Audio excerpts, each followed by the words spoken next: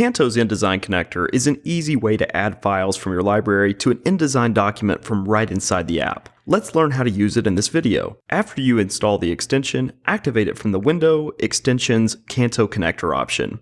You'll see it added to the app now. On the Canto Connector panel, log in by inputting the address and then your credentials. Now you can choose your environment.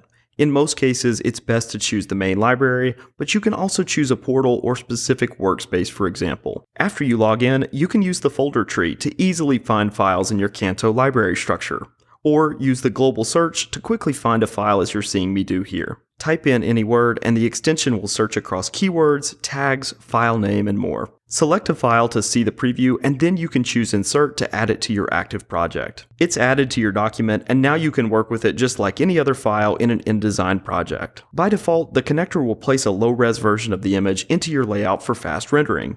However, if you click the Assets tab, you can see the active files and click to adjust to a higher resolution in case you want to preview the higher fidelity image. And on the configuration section, you can always jump to your library or log out. If you clear your cache, the next time you open the InDesign layout, you'll need to relink your files from the Canto Connector Assets panel as you can see here. This connector is sure to help you speed up your workflow if you work with InDesign and Canto. Thanks for watching.